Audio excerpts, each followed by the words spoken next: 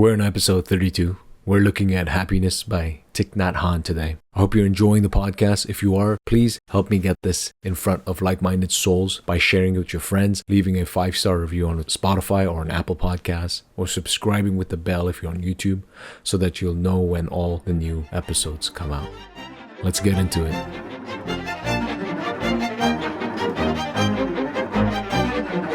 Mindfulness is the energy of being aware and awake to the present.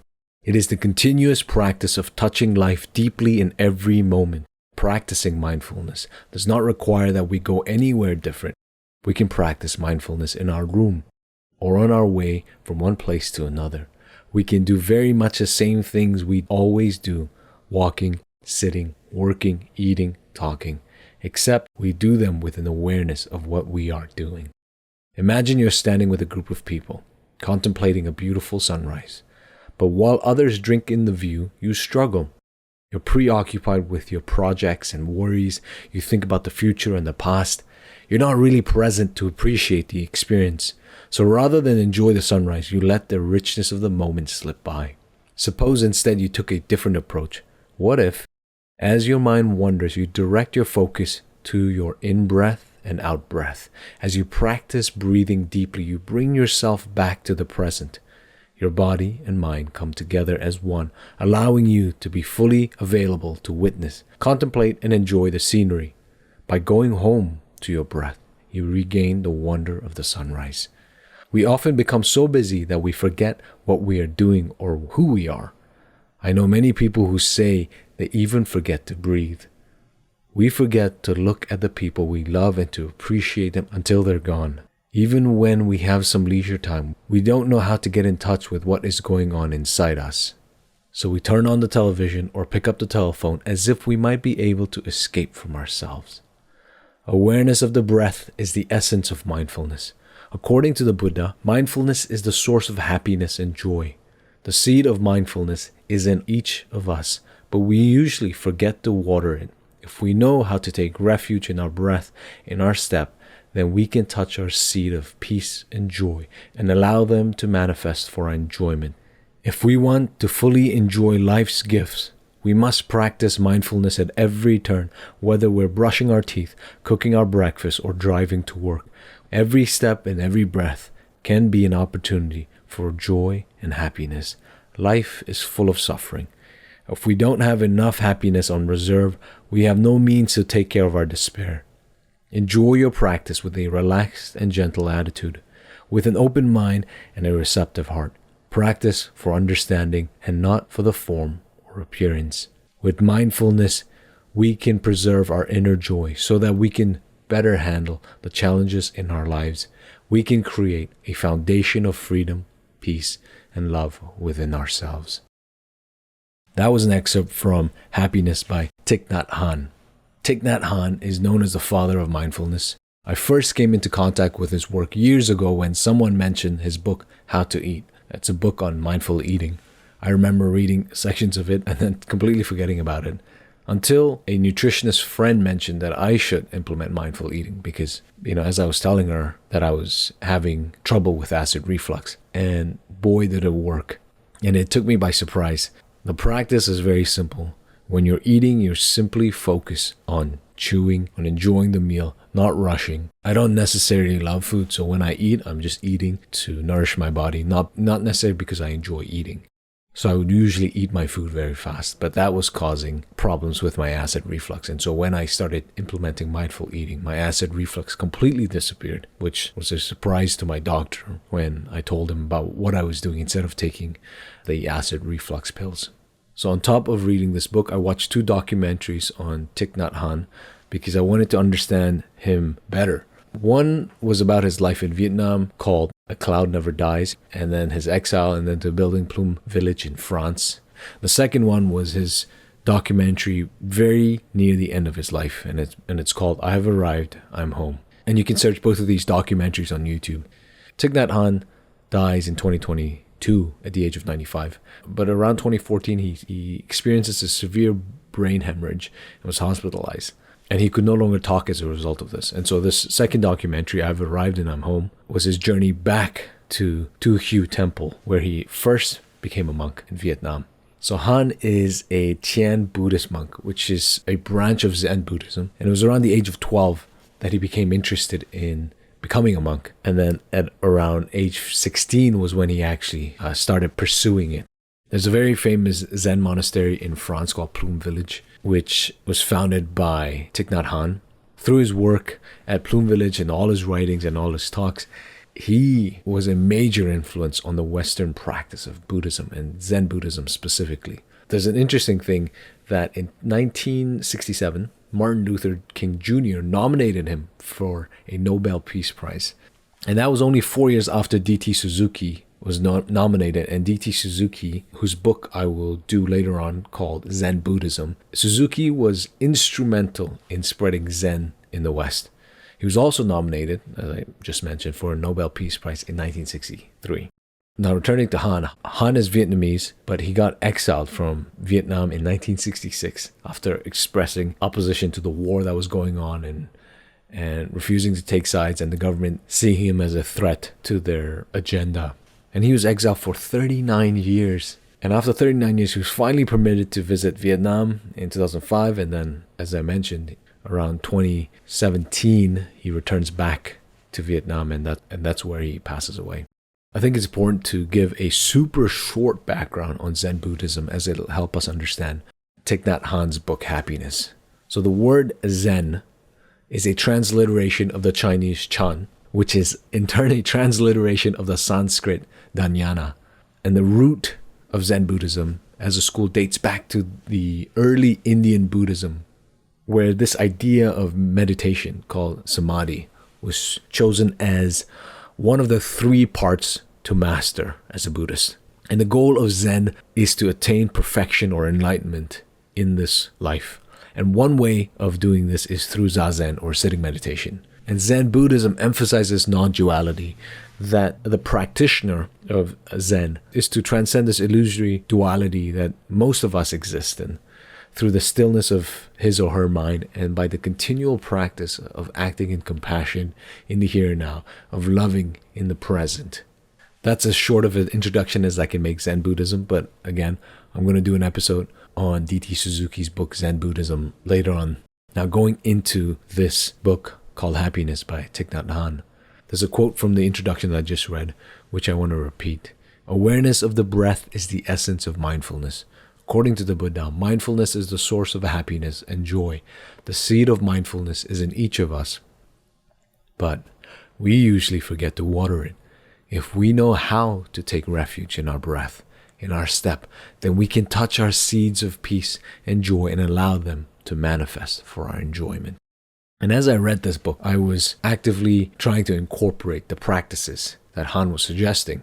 And it was a helpful reminder to focus on my breathing, because at times I could spend hours in this shallow breath I think that most of us get into when we're studying, when we're working, when we're doing things. But as I was reading this, I constantly trying to do deep breaths in and out. One thing to note here is that the book is faithful to its subtitle, which is Essential Mindfulness Practices. So 2/3, I would say, maybe like 1/3 or so of the book is definitely mindful practices for the everyday layperson to implement in their lives.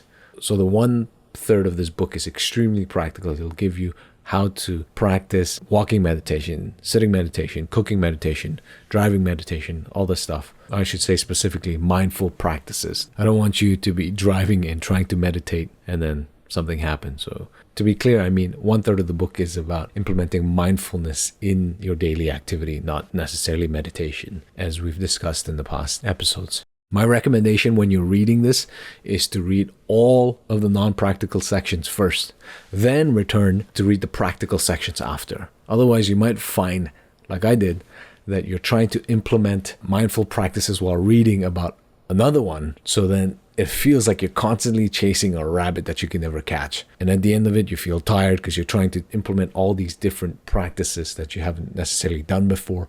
So you feel like you don't actually remember all of it because you're just trying to stack one upon another.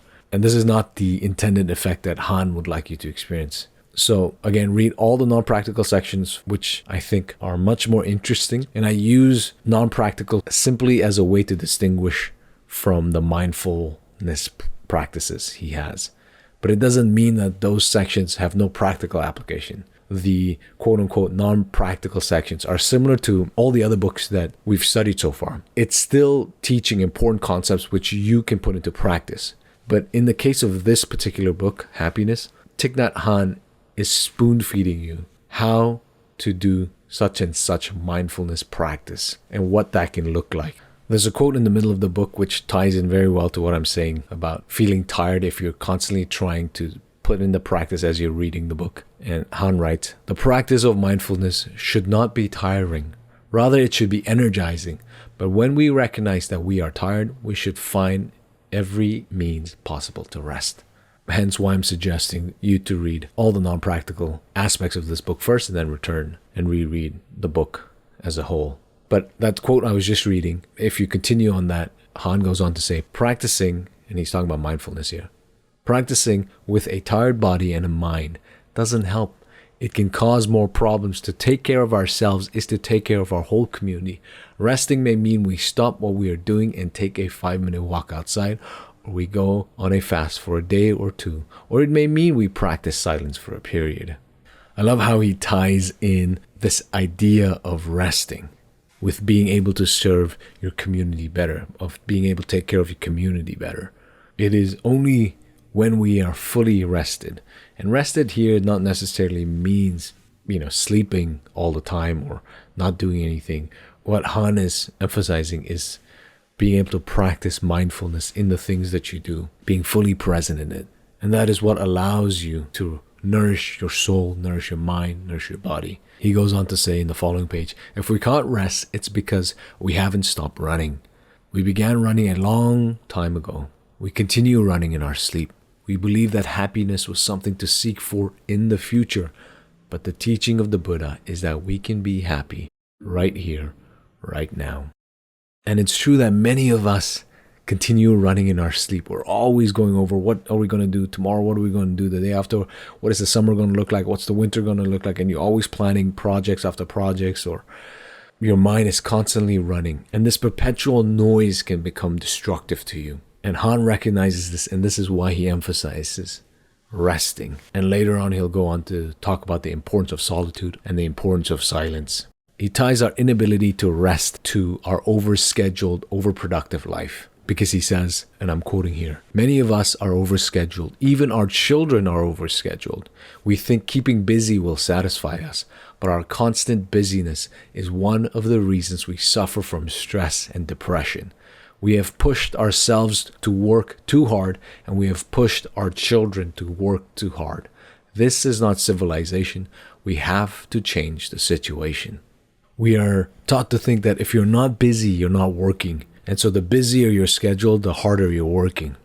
But you know this very well, that your busyness is not necessarily an indication of how hard you're working. Nassim Taleb, in one of his books, has this line about how we are more like lions than cows, because lions have these intensive short periods where when they're hunting, they are fully engaged and all their energy is placed into getting their next meal. But once they get their meal and once they've been fed, then they rest until their next hunt. Whereas cows are constantly chewing and eating grass all day, every day. And Taleb's point is most people act like cows and do work like cows. And doing this sort of work is quite harmful to you as a person. Also, you don't end up producing your best work. And your best work, according to Taleb, is produced if you see yourself as a lion who has very intensive periods of hard work and then intensive periods of rest. And there's overlap with what Taleb is saying and what Han is saying here. So Han says later on in the book, a lazy day is a day for us to be without any scheduled activities. We just let the day unfold naturally, timelessly. We may do walking meditations on our own or with a friend, or do sitting meditations in the forest. And this reminded me of what Merton said about explorers in his book on the early Christian desert monks. That was episode 29. And we did an episode on Nassim Taleb, his book Skin in the Game, and that was episode 3. So go and check both of these episodes out. With Merton in the introduction of his book writes, what can we gain by sailing to the moon if we are not able to cross the abyss that separates us from ourselves? This is the most important of all voyages of discovery, and without it, all the rest are not only useless but disastrous. The great travelers and colonizers of the Renaissance were for the most part men who perhaps were capable of the things they did precisely because they were alienated from themselves. In subjugating primitive worlds, they only imposed on them with the force of cannons their own confusion and their own alienation. Mern's point here is the greatest journey you'll ever do is the one where you are able to cross the abyss within yourself. When you get to know yourself, when you truly begin to understand who you are, what you are, why you do what you do, all your desires, when you can understand and know yourself, that is when the journey of wisdom begins, and that is when, for Han, also is when the journey for enlightenment begins.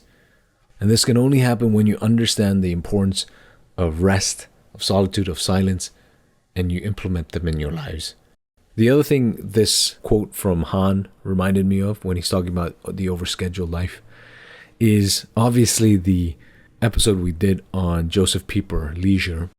Because for Pieper, leisure is not merely the absence of work or time for rest, right? But rather a state of mind characterized by contemplation, silence, and openness to the transcendent, to the infinite. Pieper is lamenting on our current state of the world, of this overworking, overscheduling, no break, hustle, grind mindset. But mind you, Pieper is writing this in the 50s. So he says, in its extreme form, the passion for work, naturally blind to every form of divine worship, often inimical to it, turns abruptly into its contrary, and work becomes a cult, becomes a religion. To work means to pray, Carlyle wrote, and he went on to say that fundamentally all genuine work is religion, and any religion that is not work ought to be left to Brahmins and dancing dervishes. People are seeing in the 50s that people are turning their work into their religion, even if these people are not religious to begin with. So then what do we do? And for Han, it is implementing mindfulness practices in our everyday life. But to do that, we have to understand that this moment, this is the only moment and only reality that we truly experience. So he writes early on in the book, the present moment is the only moment that is real. Your most important task is to be here and now and enjoy the present moment. And so this concept of the here and now is central to Zen Buddhism, as we've discussed, and foundational to all the practices, whether it's walking meditation, sitting, right, mindfulness eating, mindfulness driving, mindfulness working. This is an ever-recurring theme, that this moment, right here, right now, is all that is real. Now, certain wisecracks might say, well, aren't your memories of the past real? Doesn't that make the past real as well? Isn't tomorrow real insofar as today is the tomorrow of yesterday? And doesn't that make tomorrow real in a way because you're living in yesterday's tomorrow now? And to that, I say yes. But can you experience tomorrow or yesterday like you're experiencing right now? Do you experience, do you sense, do you feel yesterday in the same way that you feel right now in this very instant? And the answer is no.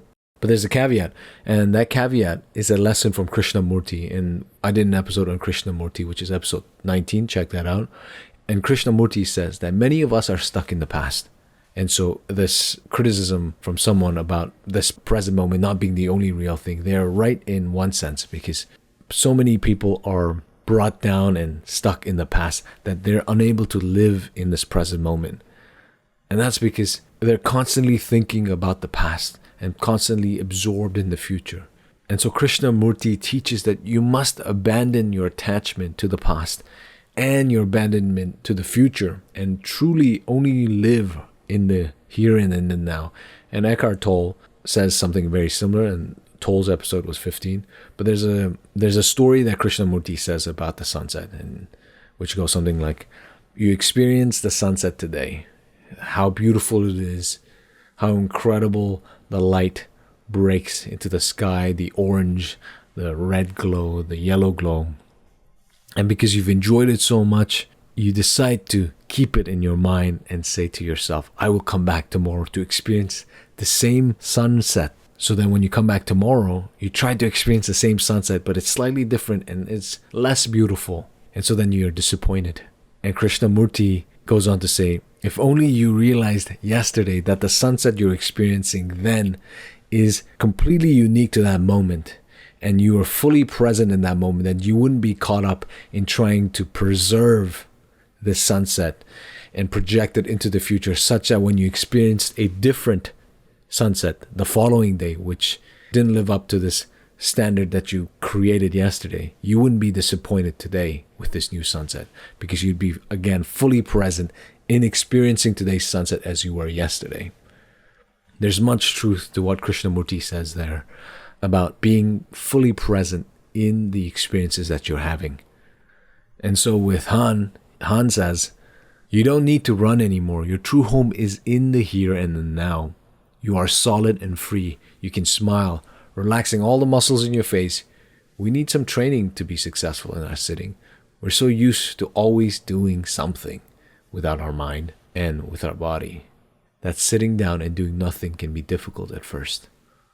This is why for me, Sunday is my day of rest, right? It is my Sabbath. It is the day that I don't do any work. I never used to take this idea of having one full day of rest seriously until about a year or so ago. I would take rest throughout the week, but never really had one day where I just didn't work, where I was fully resting.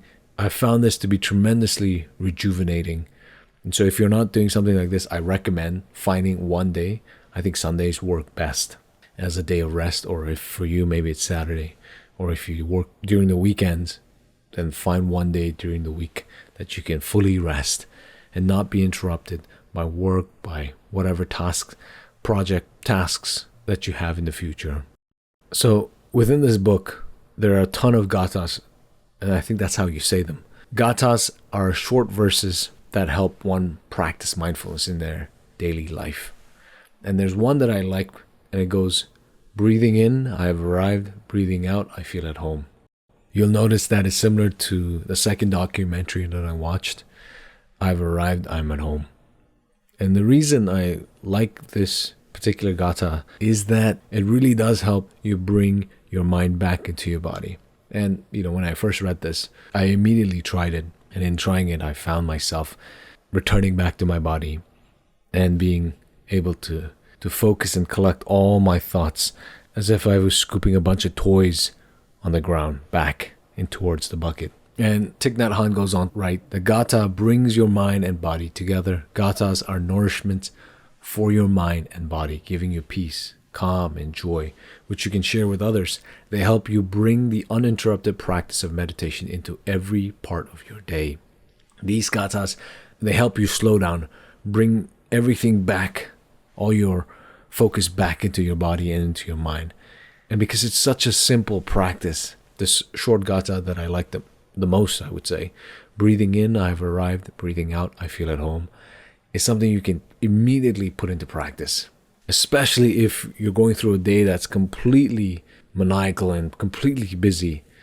Doing something like this will bring everything back and center you and ground you, to use a different terminology here. Now moving on to walking meditation.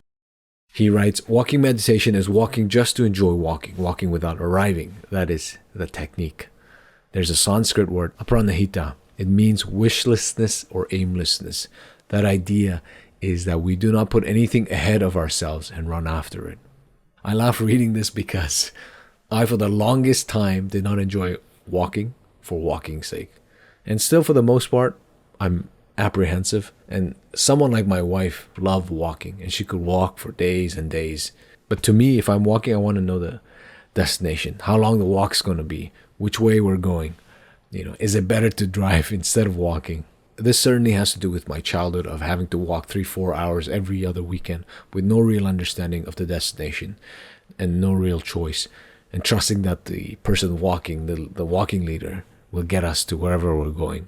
But over the years, and specifically over the last year, I've begun to enjoy walking, largely influenced by my wife, and also due to the physiological changes that I feel after I go for a walk. And I've come to see that there's much peace in walking, and truly just walking, enjoying the walk for itself, and enjoying the nature around you as you're walking. Han has a line here which goes, every day you walk somewhere, so adding walking meditation to your life doesn't take a lot of additional time or require you to go anywhere different. Here Han goes on to suggest saying Gathas with every step or counting steps with every breath. So breathing is 2-step, breathing out is 3 steps, or whatever combination you like. So you breathe in, and as you're breathing in, you take 2 steps. And as you breathe out, you take 3 steps. It's similar to when you're young and you're walking by not trying to touch the cracks on the sidewalk. But this time, instead of you trying not to touch the cracks and the crevices of the sidewalk, you're counting your breath and counting your steps as you're doing it. It's easy, but not an easy practice at the same time. There's a section about being a bell master, like one who rings the bell at the monastery, which I found quite interesting. And Han says, if you are not truly present in the here and the now, you can't be a good bell master. So after having breathed in and out 2 times with this poem, you're qualified to be a bell master. Body, speech, and mind in perfect oneness. I send my heart along with the sound of this bell. May the hearers awaken from forgetfulness and transcend the path of anxiety and sorrow. And that's the poem. And the goal is to say this with the full presence of your mind and your body. And as you're saying this, you bring yourself back, you center yourself, and then you ring the bell. Because the bell is an indication of a certain moment in the day to remind the monks of being present, of doing a particular activity, whether that's going to get dinner or that it's prayer time. So it makes sense that the bell master should be one and is one who is present when he or she rings the bell. When I was at the monastery a few weeks ago, the monks rang the bell 7 times during the day. And I used the ringing of the bell as a transition to do a different activity, whether I was reading and then I'm going from reading to meditating, or I was writing and then writing to meditating, or going for walks. Or at other times, it was a way to bring my mind back to what I was trying to contemplate on, because it ran away. You can't really talk about happiness without talking about suffering and of difficulty. And Han talks about this when he writes, when we find ourselves in dangerous or difficult situations, or when we feel like we are losing ourselves, we can practice taking refuge. We call this the island within ourselves in which we can take refuge. It is an island of peace, confidence, solidity, love, and freedom. Be an island within yourself. You don't have to look for it elsewhere. This cannot be understated, that within you is the refuge you seek in others, in organizations, in institutions. That refuge you seek external to you exists within yourself. And that's what Han is getting at. The island of peace, confidence, solidity, love, and freedom, that is already there within you. You don't have to look for it elsewhere. However, many of us never find this refuge because we haven't spent the necessary time and we haven't given the necessary attention to cleaning out our inner world, to finding this island. So either it's too dirty to find peace, or it's too scary to find refuge. But once we can clean the dirt, once we can shine light into it, you can find that refuge. And you do this work through contemplation, through mindfulness practice, through meditation, through prayer. And Han lists 5 mindfulness trainings, which he says are the most concrete way to practice mindfulness. And I'm quoting, the first training is to protect life, to decrease violence in oneself, in the family, and in the society. The second training is to practice social justice, generosity, not stealing, not exploiting other living beings. The third is the practice of responsible sexual behavior in order to protect individuals, couples, families, and children. The fourth is the practice of deep listening and loving speech to restore communication and for reconciliation to take place. The fifth is about mindful consumption, to help us not bring toxins and poisons into our body, our mind, not to consume television, magazines, films, and so on that contain a lot of poisons like violence, craving, and hatred. I want to focus on the fourth practice. And the fourth practice is deep listening and loving speech to restore communication, reconciliation. Because in the documentary, I've Arrived, I'm Home, which one of the sisters says that Han taught them a lot about how to be fully present with somebody when he finally returned to Vietnam. And mind you, at this point, he's had his brain hemorrhage. He can no longer speak. He can only do hand gestures. And the sister comments that when Han was present with them, when he was eating with them, when they were speaking to him, they felt like Han talked to them deeply through the movement of his eyes, his smile, his head. And that told me that Han's Buddhism was deeply embedded in him. He embodied it such that even without words, the people around him felt his tremendous compassion and love simply by his presence. And Thich Nhat Hanh in this book writes, "Many of us have lost our capacity for listening and using loving speech in our families. It may be that no one is capable of listening to anyone else, so we feel very alone even within our own families." Loneliness is a huge epidemic, and it is going to get worse and worse as more people flock into the cities, away from their families, to pursue their careers, to get away from families and old friends, to recreate a new persona, where even though cities are populated and some cities overpopulated, the people, residents within the cities, are more lonely than ever before. And the loneliness causes a lot of depressions and many other issues. And like Han says, even though we might be with our own families or friends within the city, you can feel lonely because you feel like you're not being heard. You feel like nobody's listening to you. And likely you're doing the same to them. And that's because neither you nor them are fully present, fully there when the other person's talking. And Hans wants you to understand that deep listening is a mindfulness practice and is a step towards finding peace. Han writes, "Practicing mindfulness, we begin to see our connection with other human beings. To flourish in our own practice and to support others, we need a community. In Buddhism, a practice community is called a Sangha." Han sees that to practice mindfulness in its fullest form, you have to actually be around other people, right? You need a community. Seeing as we are social creatures, it is through this interaction with other people that you can continue to work on yourself, to continue to work on aspects that you are weak in. And we'll talk about that shortly when Han addresses it. But Han goes on to say, being with a Sangha can heal these feelings of isolation and separation. We practice together. Sometimes we eat side by side, clean pots together. Just by participating with other practitioners in daily activities, we can experience a tangible feeling of love and acceptance. It's only in community you can practice your love for somebody else, that you can practice your compassion, that you can practice your forgiveness, your charity, your mercy.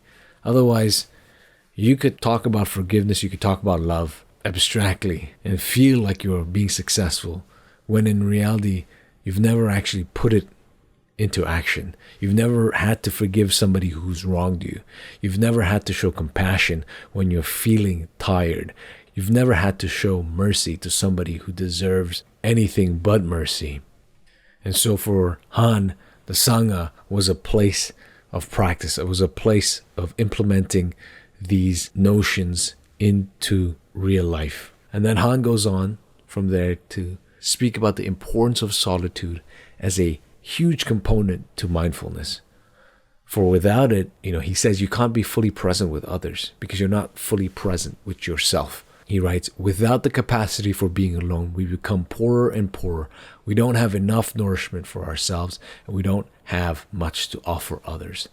Learning to live in solitude is very important. It is through solitude that you nourish your soul, that you nourish your mind so that you can come back and give to others.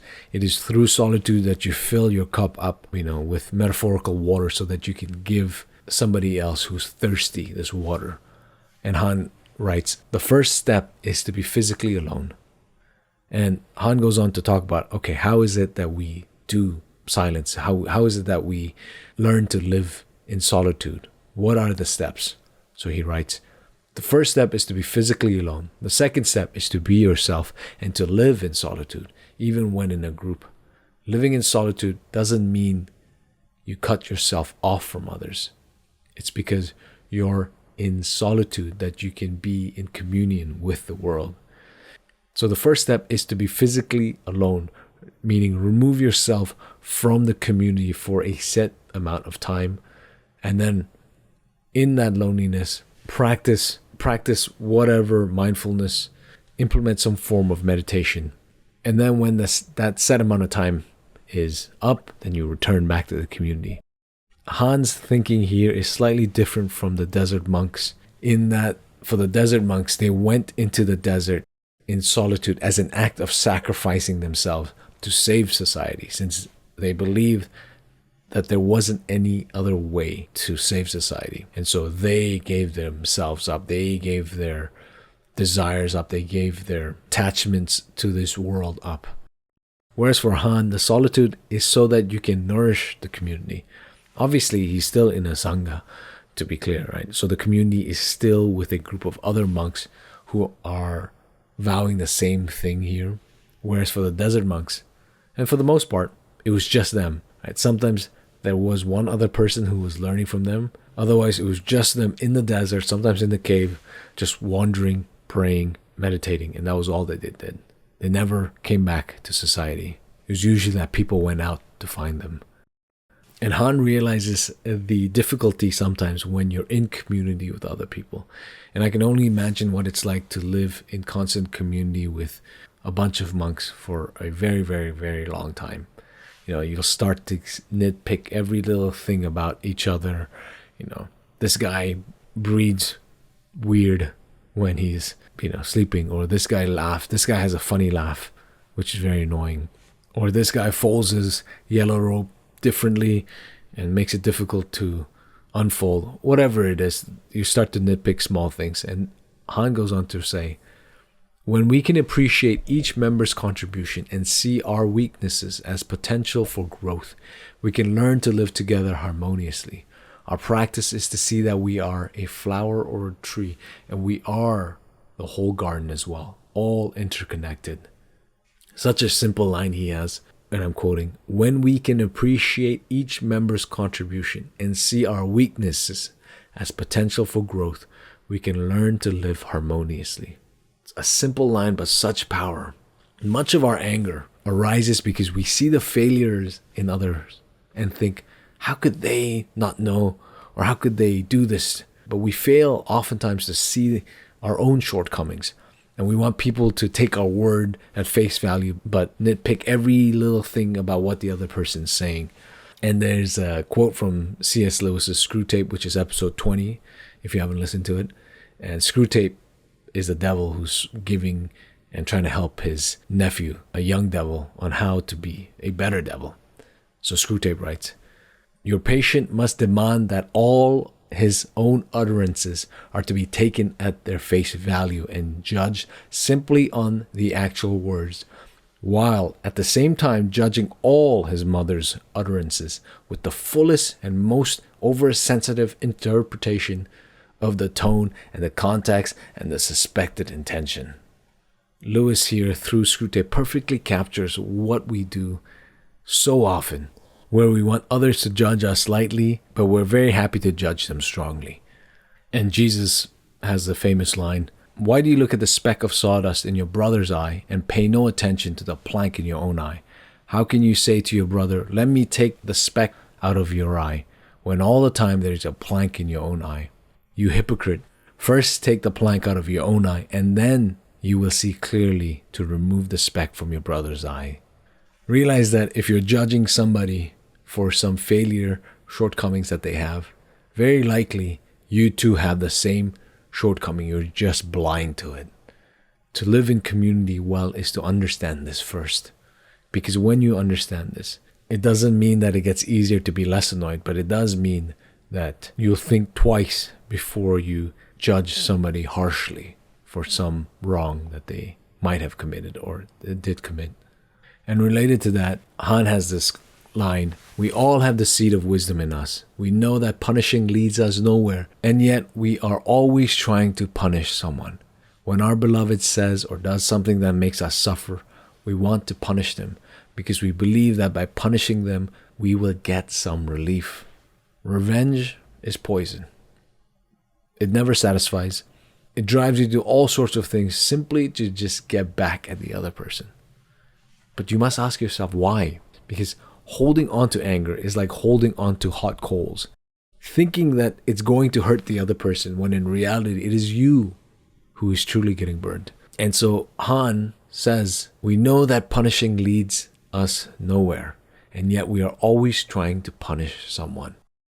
The point Han is making here is to forgive and show compassion, because in forgiveness, you lighten the load. Your forgiving of the other person actually starts the process of healing yourself.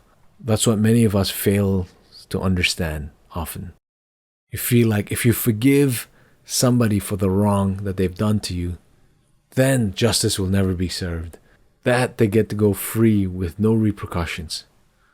But if you realize that it is only you who is harmed in harboring anger, if you realize that your unforgiveness is what is damaging you slowly, like you're holding hot coals on your lap, then you will be very quick to forgive somebody. And Han writes about anger. Our anger is like a small child crying out for his mother. When the baby cries, the mother takes him gently in her arms and listens and observes carefully to find out what is wrong. The loving action of holding the baby with tenderness already soothes the baby's suffering. Likewise, we can take our anger in our loving arms, and right away we feel relief. We don't need to reject our anger. It is a part of us that needs our love and deep listening, just as a baby does. After the baby has calmed down, the mother can feel if the baby has a fever or needs a change of diaper. When we feel calm and cool, we can look deeply at our anger and see clearly the conditions allowing the anger to rise. Next time you're feeling angry, just imagine that it is a baby crying.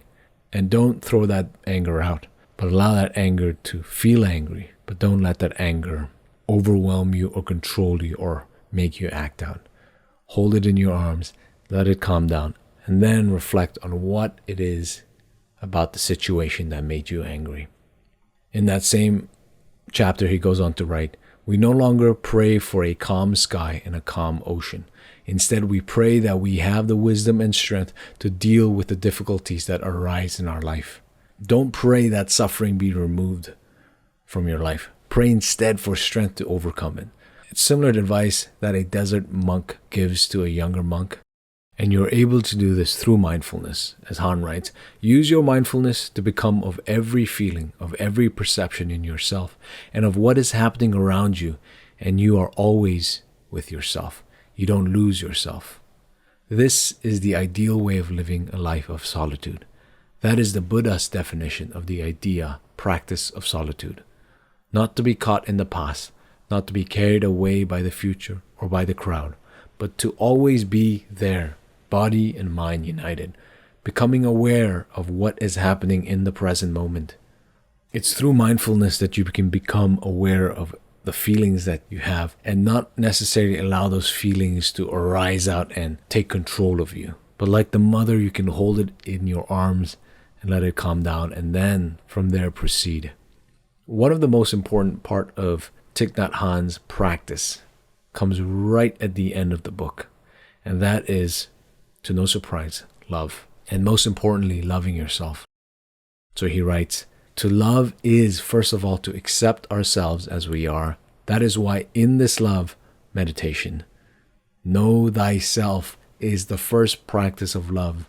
When we practice this, we see the conditions that have caused us to be the way we are.